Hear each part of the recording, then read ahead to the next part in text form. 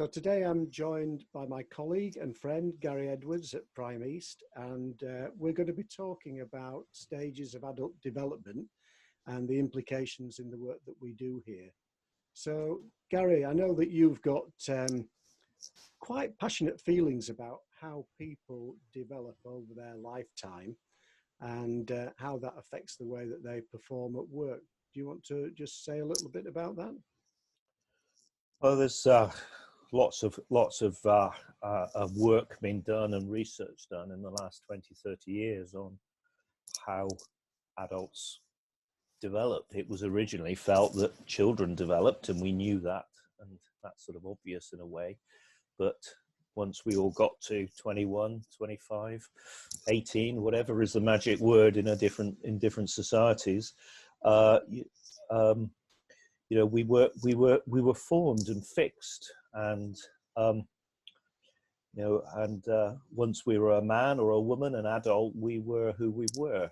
And although we gained skills and experiences in our life, we were framed as an individual, and the mold was cast and couldn't be changed. But research has proven that we develop throughout our lives, and our big life experiences, births, deaths, marriages, new jobs, losing jobs, travel, all help to frame and develop our personality and our mindset for the rest of our lives. And those big things are some of the steps and jumps in our development that we then experience in life's rich journey. And the research by people like Robert Keegan and Jennifer Garvey Berger and many others have been able to sort of categorize that and measure that now in a more accurate way, and start to position ourselves on that journey. And can you give me some examples of how that might have played out in your own life, things that you've been involved with that has changed your perspective on and how you relate to other people? Yes, I think examples for me are travel has made a difference. Coming from a small town in Somerset, that was a fairly limited upbringing in terms of worldliness, but soon travelled to South America, became a mountain climber, and travelled to the Alps and the Himalayas, and that massively jumps your perspective on things from where you were formed as a young person. And then with the business, to get involved in a business working with big corporates at an early age was another eye opener on another perspective into the world of work and the world of commerce, and associating with people from different cultures and people from different demographic backgrounds and different businesses, from pharmaceutical companies to oil companies to construction companies to high-tech companies, then really broadened my outlook on the world in a rapid time. So that, for me, I believe accelerated some of those steps in terms of development. So that's an example from my life, mixing business, travel, and as a rich experience. Yeah, and you were also a scout leader as well at one point, were you not? Yeah, I mean, I didn't get into the voluntary stuff. I mean, I started work actually as a volunteer, working for a charity called Operation Rally under a chap called Colonel John Blasford Snell. So that was some of the travelling and the adventure. But when I had my own kids, I helped in the scout movement. I was a rugby coach. So actually broadening your outlook and actually realizing you can have impact and influence on a broader thing than just your own work and own family. So volunteering as a scout leader and a rugby coach meant I was impacting dozens of children over many years and widening their perspective, helping them see a wider world and travel. and fitted with my purpose of helping people expand their skills, their horizons, their self-esteem, their self-confidence, their skill base, and building them into growing better, more capable adults who can enter work and can enter their own family life, and make a bigger difference. Now, I've heard you reference, for example, you mentioned there helping people to develop skill base, but also by inference, their attitudes. Do you want to just say a little bit about the difference between horizontal development and vertical development? Yeah, I can do. The horizontal development is often defined as adding skills, adding things that we can do. Every day we learn something new, whether that's a new piece of how to use a new piece of software, or if you're in a practical job, a new tool, a new machine. It might be even learning something as simple as a new recipe, or a new way of using a bread machine instead of making bread by hand. These are all skills that we gather throughout our lives. And obviously when we're young and at school, they're taught to us rapidly. And we go, and as adults, we go on training courses to learn new skills constantly. However, that doesn't usually do much to change our thinking and our mindset. It's a practical skill we can use, but it's not something that helps us or makes us look at the world in a different way. And vertical development can help us see the world differently, see the world from another point of view, another perspective,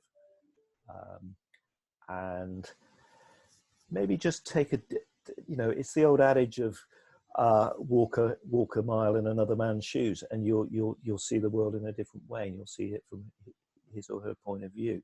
And vertical development does that, and it helps us also self-reflect and look back on our own experience and our own mindset right now, and allow us to, through reflection, make changes to that mindset. I've heard this described by people like Otto Scharmer when he talks about listening, and when we're listening at the most basic level, all we're doing is listening for information that backs up our own opinion. Whereas if we have an open mind, we're open to new information. If we have an open heart, we're open to the feelings of others. And I think Otto Scharmer calls it generative listening, where we're listening to what's happening in the world and the emerging future. So I know you've been involved a lot with experiential learning with Primeace. I mean, you've been with Primeace since 1989, seems like an eternity. But during that time, you must have worked with thousands of adults and see them go through experiences which has shifted their mindset. Yes, it has. And, at Primeace, we really believe in that combination of horizontal and vertical development, offering and training and teaching new skills, but often the wisdom that comes from wanting to use those new skills and having a desire to apply them to a purpose and direction to achieve something comes from a mindset change, not just the skill acquisition. And by giving people experiences, whether they're through an exercise or a game, or actually they're very real, because perhaps it's an exercise that's carried out in the workplace, so it's actually a real exercise, or actually it's an exercise that's carried out in the outdoors or the indoors, but an unfamiliar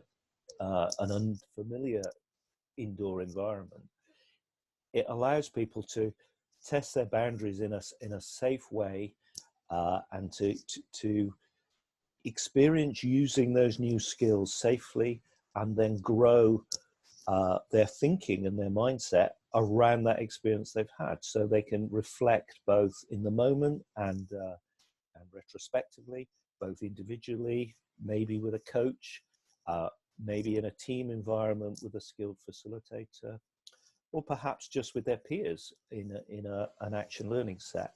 So all of that processing and growing their thinking, growing their perspective, hearing and listening to other perspectives and other stakeholders in a real live way is vital to helping people develop more naturally, but slightly quicker than they would have done if just left to not having an experience. So to actually feel that they can recognize and actually feel and experience their own growth in the moment. And it may be associated with a little bit of anxiety, a little bit of adrenaline. It may feel a little bit stressful, but actually it's at that edge of development and in a new context where the growth will occur. Yeah. If things are entirely safe and controlled, and it's all done in theory, all done in the brain, there won't be enough sort of learning edge available. Yeah.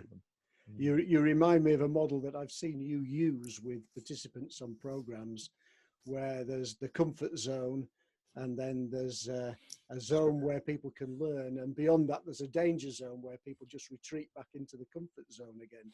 Can you think of maybe a time that has played out on a Prime East experiential learning, where you've seen people actually get into that learning zone, realize something, and actually made a shift of mindset as a consequence?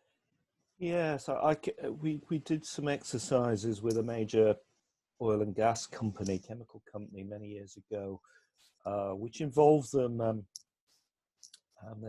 They were exploring and experiencing their corporate values in a practical way rather than just on the laminated sign in reception. And one of those values was community involvement. So an exercise they did was to engage with a local secondary school with the sixth form pupils, so 16, 17, 18-year-olds. A difficult audience, as many of us will know, with kids at the best of times. But we really pushed the group out of their comfort zone. So there was about 20 participants, senior managers from around Europe on this course, and they had to entertain, look after, and engage with 150 young people in an interactive workshop designed and led by them. They had some days to plan it. It was all based around a scenario of oil and gas being discovered offshore near where the school was. And then the young people have been working in their different lessons, both in chemistry, geography, economics, to explore this as a scenario, what would happen. So as a proper case study, the client provided all the statistics and based off of a real situation. But for the managers, their immediate reaction was, these are a bunch of kids. We can do this, easy as anything. Let's just give them a few talks, a couple of exercises, slideshow, some free pens and pencils, and job's done. Get some posters in. And however, it wasn't as easy as that. These young people had experienced this sort of thing before, and actually challenged the managers, pushed back, and said, "How can we trust you? How can we?" You're a company that doesn't always do things right. You've made mistakes. You've had accidents. How do we know you're not here just to take, in this situation, just take all the profit away from our area, away from our region? And the region had some experience of that in previous times, earlier in the Industrial Revolution times, let's say, with quarrying and mining. So the oil industry coming, even in a game, even in an exercise, raised passions for these young people. And that really challenged the set in their ways, very capable leaders and managers to have young people pushing back at them. And so to rise to that challenge and to then reflect was enormous for them, and realizing that true engagement with a community was not a whitewash affair. It was about feeling and empathizing with their situation and engaging with them in a productive way, not in a PR and marketing way. Wow. And did any of them comment beyond the event to say how it had affected them? Well, strangely, that client we've worked with for many years, and we occasionally meet some of those guys many years later, and they've obviously, some of them have gone up the ranks considerably, and we meet them in a corridor at headquarters or something, or on another training or coaching intervention, and they say that program changed their lives. It affected. Of course, it was about a wider set of values than just community. That was one exercise, but it affected how they engaged at work, how they engaged with their families, how they engaged with customers and their staff, and was actually quite a life-changing experience. And was probably something, we didn't change their lives in a week, but actually we put them on the step, on the conveyor belt, on the escalator to more adult development. They had an appetite for change, and they understood with that reflection that the program provided, that a different perspective, and a different perspective on themselves. It's not just looking from another person's point of view at the world. It's also looking at oneself from a different perspective. Yes. So, and actually that experience of starting to look at oneself objectively, rather than always with always through your own lens, is a real skill that many of them we help many of them start to develop. It doesn't always occur, but it's a good step in the right direction. I mean, that seems to relate very directly to many of the aspects of stages of adult development, because from the story you've told, it sounds as though they went in thinking they had all the information they needed. They only had to give it one way. There was nothing they were going to learn from the kids. But that actually wasn't the case. And even more so, it sounds like, on reflection, looking back, they've learned not only to be open to new information, but also being open to other people's feelings. Yeah, exactly. And actually open to, when you're open to other people's feelings, it strangely opens yourself up to your own feelings, but also you can often experience your own feelings more objectively. So looking at oneself, as you might say, is often called looking from the balcony, down onto the dance floor, to see, and on that dance floor you can see yourself as well as others in the dance. And that gives you that perspective actually to change how you dance, either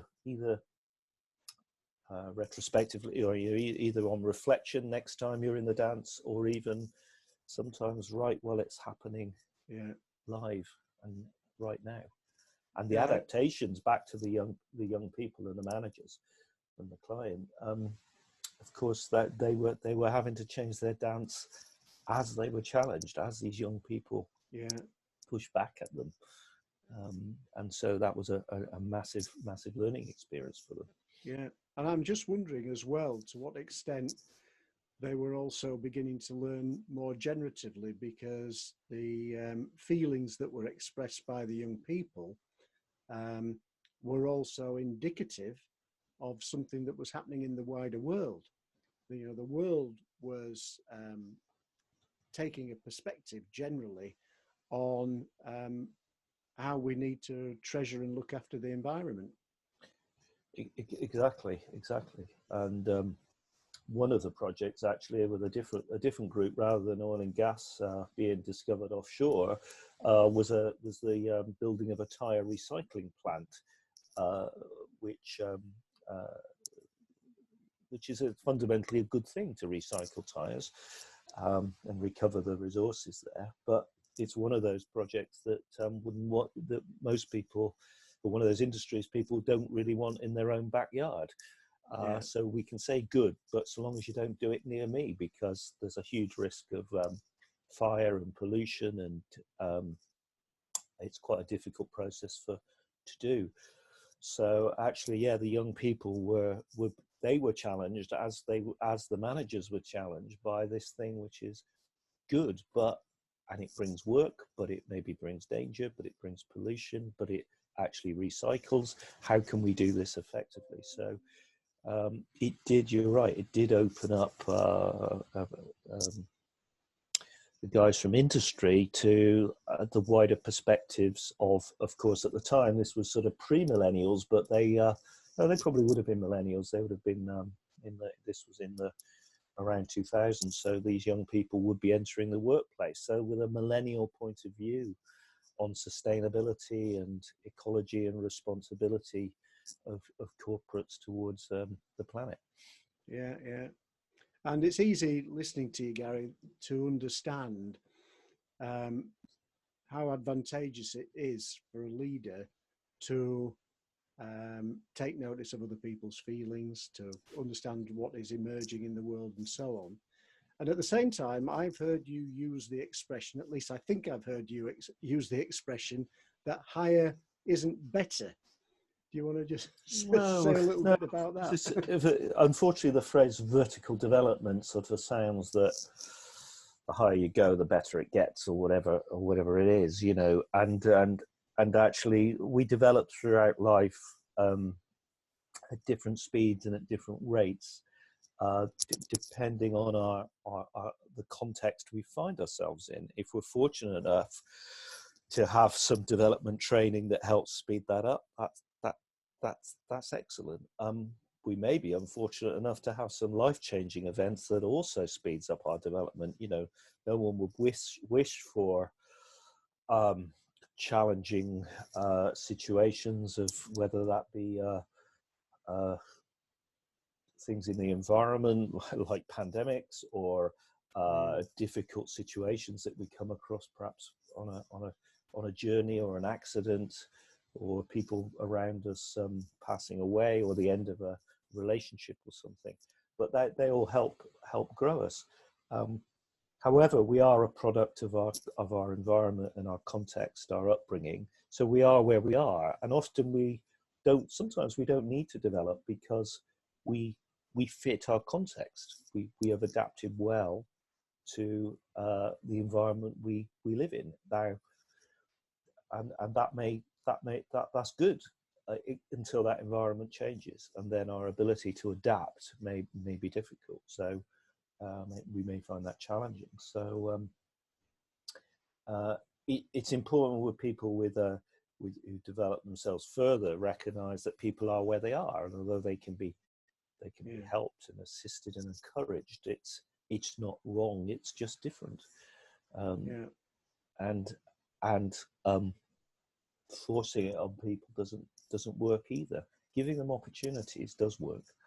Helping context changing does work, but you know, people have to bring themselves to change. It's not something we can force on. That's really interesting. And when you think that this book, Purposeful Leadership, is all about how we see ourselves, is one side of the coin, you know, having a good and right impression of who we are, having self-confidence, having skills, and so on. And the point that you make is that, of course, equally important is the context, and not just the context we find ourselves in, but also how we see that context. And when the two come together, that's what brings the sense of purpose out of it. And it also brings to mind something again that I've seen you do on programs, whereby after an exercise has happened, you get the group to reflect, because sometimes the learning doesn't happen in the moment. The learning happens when you look back at something. Am I right? Yeah, exactly. And one of the skills there, of course, is to help an individual or a group reflect in a manner that their mind is open to that reflection, Yeah, and actually they're not stuck in defense or justification of why something happened or why they did something, and helping them recognize that actually, is there space for change? Is there space for improvement? yeah, Could we have performed differently? We even resort to asking a group to do an exercise again, even though they now theoretically have the experience. Can they improve on their previous performance or their previous way of behaving? Maybe the yeah, performance is the deliverables, the results are the same or equivalent, but actually, can yeah, we just do it smoother and slicker? Uh, can we communicate better? Can we be more empathetic? Can we yeah, reduce risk in our operation? Um, yeah, so actually, the power of reflecting is something that has to be learned as well. Learn as individuals and learn as a group in a sort of cultural sense. yeah, That yeah.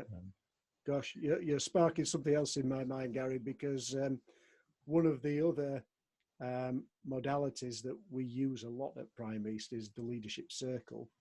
And the leadership circle's basic premise is that there is a tendency for a lot of leaders and managers to be reactive in the moment. And as you were talking about giving somebody feedback from an exercise in a learning environment, I was thinking to myself, yeah, the tendency often is just to react, as you say, to get defensive. mm, Whereas to be creative is to take that pause and to say, okay, so what's the bigger picture here? What can I learn from this experience rather than defending what might have appeared as a poor performance in the exercise, to actually have that strength of character that is an evolved mindset that says, let's take a step back, let's look at it and see what we can create out of it, and particularly in terms of our own ability. exactly, and to almost take it down to a more fundamental personal level. Who do I need to be at this time? Who do I need? How do I need to behave? Wow. What is my role in this? Uh, am I operating at my best for both what other people need me to be as a leader, maybe also what the task demands in terms of the deliverables? So who do I need to be? Not just what do I have to do, but my actual behavior. So some self-reflection Yeah. and self-determination, without just reactive immediacy and reactive tendencies coming through, to Yeah. look at a wider system of both the relationship I have to build with colleagues, customers, Yeah. suppliers, other interactions. Also, in terms of delivering results, what's the bigger system here? Uh, and what am I in this for? Is it the long-term Yeah. gain? Is it the long-term game, or is it just a short-term win? Yeah. What are we trying to do here, and how can I better serve um, the purpose? Yeah. Yeah. There's so much power in the way that we review an experiential learning activity, Yeah. which I guess we could learn on in life generally, because life is an experiential learning activity, isn't it? Yeah, and the nice thing about, I mean, Prime East has always had always operated on a sort of facilitation spectrum of at one end able to be highly reflective and ask great questions and coach people, but we're also not afraid to operate at a more directive end of the spectrum. And many of an experiential exercise, we have stopped the clock, gather people around and ask people to think and reflect. It's not just after, and that can be done Yeah. within and can be done live. Many a time I've taken a leader to one side and said, do you know what I heard you just say? Is that what you really want to say? Is that how you want, and Yeah. to actually give them almost live hot feedback straight away, Yes. to allow them to, and it's risky. Some people, I've had a mouthful from a few people, but Yeah. how dare you say that? Well, I'm saying what I saw. I'm also saying how you made me feel, and I'm not Yeah. even. I'm just a bystander, uh, and allowing them to. And this is the beauty of extended experiential exercises. Yeah. So we've done exercises that have lasted a number of days in the past, Yeah. um, or exercises that certainly last for 2, 3, 4 hours, are excellent for that, because it's not all over in a flash, and Yeah.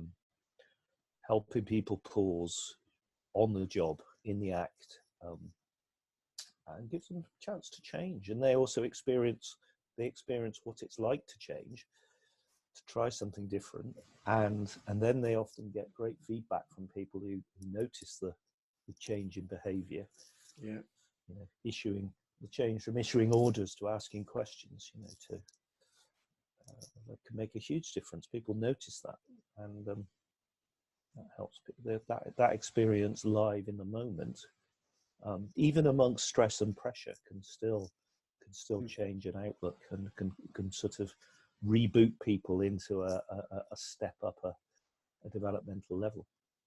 It reinforces the way that we design immersion training as well. When we take leaders, and lots of organizations do this, either formally or informally, they take leaders on an overseas program, often in part of the developing world. I remember we designed a program for a certain pharmaceutical company to take their leaders to Uganda to look at helping the community with dealing with cervical cancer. And in the design of the program, we were insistent that the facilitators had a regular role of engaging with people. So, you could do that and have them go there, link up with the hospitals, link up with the community, do lots of great work, and there's no doubt people would come away from that and say, that changed my life. However, I think you're absolutely right. When you take those forced timeouts and you say to people, what actually happened in that conversation between you and, let's say, that doctor in that hospital? To what extent were you pushing your information? To what extent were you open to their information or their feelings? And I think that, as you say, taking the time out to reflect helps people to not only learn, but to understand how they've learned. Yeah, absolutely, and to experience that, to experience learning together as well. And although the context for everybody is slightly different depending on their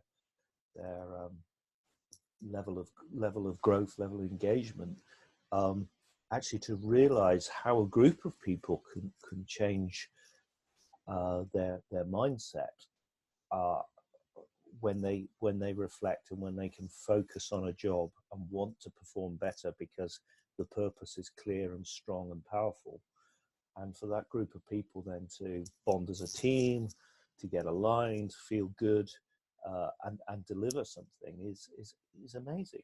It's an amazing experience for them to have, and something that, which if teased apart with the reflection and with some one-to-one coaching too for individuals, they can then really apply back in their own world of their organization and their home life, in a very strong, powerful way.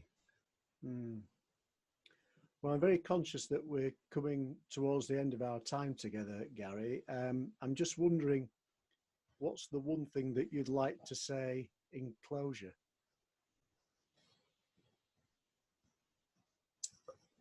I think it's an awareness, for leaders, that for leaders to be their best and do their best in the world, a knowledge of stages of vertical development, and knowing when they are learning new horizontal skills, yet also developing vertically, is vital.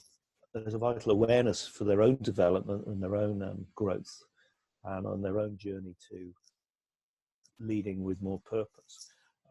But also that they're the custodian and the guide and the context maker for their team and their organization, and that a deliberately developmental environment and context in the workplace will help everybody grow, whatever stage of development they're at.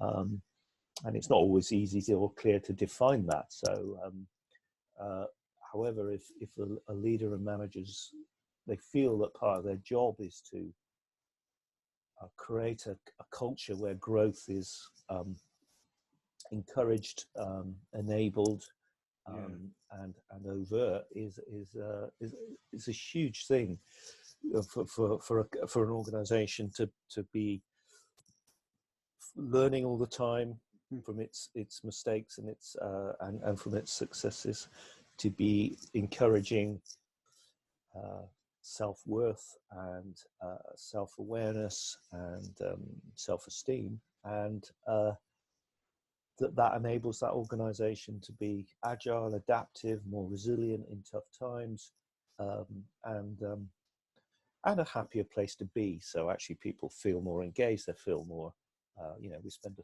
third of our working our time at work almost.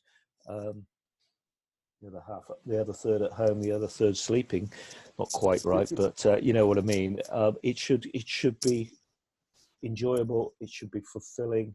It might be tough. It might be hard work as well. I'm not saying work is a laugh and easy, but actually, if it's fulfilling, there's a right balance of support and challenge. Then, and that's the role for a leader, to create that environment so everyone can thrive, themselves included.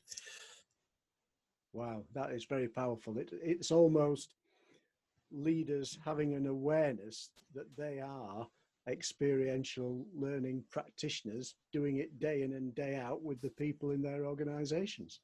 Absolutely, yeah. And providing it through organizations like Prime East is in fact a valuable but only small part of it. People can't be on being coached or trained or going on a fantastic immersion programs all the time. The real experiential learning place is work. The leader is the facilitator, the guide, the coach of that. But if they're unaware and they're blanked and blind, and they're not enabling that, And enough said, I think. Yes, enough said. Time for us to end the interview. Thanks for your time, Gary. I'm going to. Thank you, Clive. Great talking to you.